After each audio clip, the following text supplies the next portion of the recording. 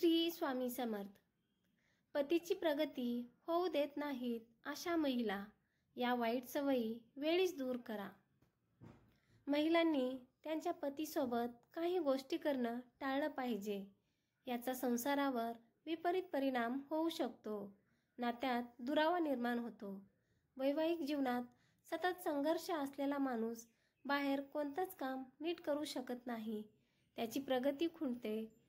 जाणून घेऊ कोणत्या गोष्टी महिलांनी टाळणे गरजेचे आहे. 1. सतत संशय घेणं.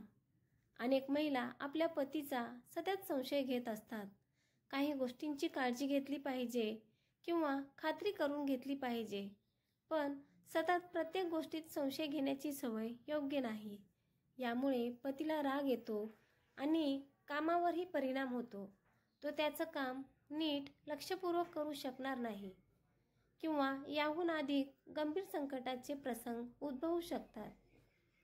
2. सकाळी उशिरा उठणे. महिला असो की पुरुष, कोणाचीही सकाळी उशिरापर्यंत झोपण्याची सवय आयुष्यात प्रगती होऊ देत नाही.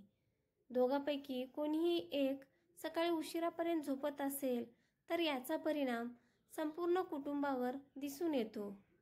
सकाळी लवकर उठून सांसारिक कामे झटपट आटोपून इतर कामासाठी दिवसाचा वेळ राखून ठेवणाऱ्याची लवकर प्रगती होते. 3. जास्त पीठ मळण्याची सवय. आवश्यकतेपेक्षा जास्त पीठ मळण्याची सवय चुकीची मानली जाते. उरलेली कणिक राखून ठेवावी लागते आणि नंतर त्याचा उपयोग केला जातो. पण शक्यतो ही गोष्ट टाळण्याचा प्रयत्न करावा. मळलेली कणिक शिल्लक ठेवू नये. असं करणं शास्त्रात खराब मानलं जातं. यामुळे कुटुंबातील सुखसंपत्ती नष्ट होते. 4. स्वतःच ठरवून काही करणं. काही महिला स्वतःच ठरवून काही गोष्टी करत राहतात. याची पतीला कल्पना नसते. ही गोष्ट दोन्हीकडूनही चुकीची आहे. सांसारिक जीवनामध्ये आपण काय करत आहोत याची कल्पना जोडीदाराला देणं गरजेचे असते.